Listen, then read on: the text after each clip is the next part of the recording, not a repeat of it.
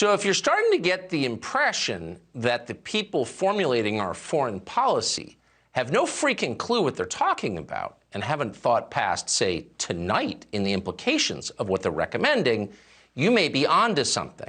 There are a lot of deeply ignorant, reckless people, even some of them motivated by perfectly noble impulses, who are running things.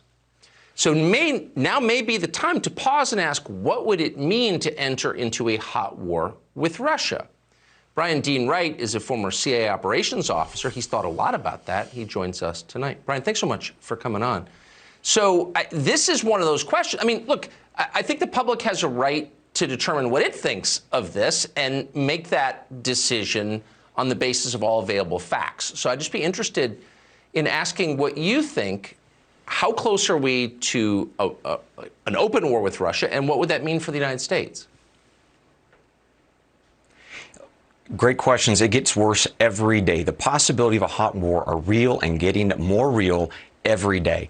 Look, what I'm asking Americans to do tonight is put aside their hatred for Putin or Zelensky, for that matter, or Ukraine or Russia. Put all that aside for a moment.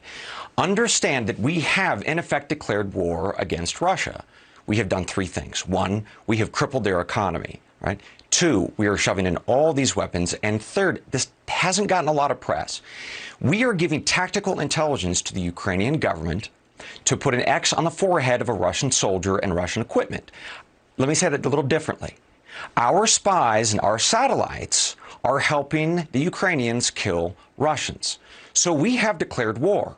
So we should be asking, shouldn't we, what's that war going to look like, to your point? And indeed, we should start with the first place of, well, who's actually putting together our war response?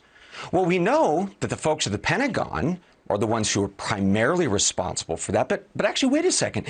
They just got us out of a 20-year war, didn't they? Or actually, they kept us in one, and we lost it. Yeah. To goat herders, okay? Now we have folks on Capitol Hill and in the White House who were also around for 20 years, and they were the ones who were formulating the policies that also lost that war. So the people who are now formulating our response to a nuclear-armed Russia are the same ones who couldn't figure out how to beat goat herders in Afghanistan.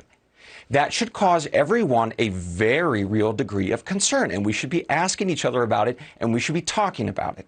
So then the second question becomes, if in fact this gets hot, what happens? We know that it will escalate, and so that means that some of the first steps will be what are called asymmetric, right? Russia can't sanction our economy in the way that we did his, so he's going to do things like a cyber attack.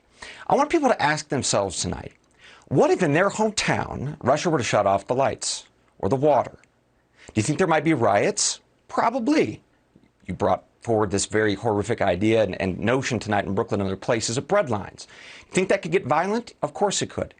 So how would people's mayors and governors respond to riots? We saw it a couple years ago. Does that give you pause? Seeing the BLM riots? That should also give you a question. So we have a whole variety of issues about then the sacrifice that will go on. That's a whole different segment, but it involves young people dying. And we should also be talking about that because our people in Washington aren't going to be the ones sacrificing. But they are the ones who feel virtuous by doing all of this stuff and damn the consequences. I see a pattern, a recurring theme here, and I'm just grateful for the clarity you provided. Brian Dean Wright, I hope you'll come back. Thank you. You bet.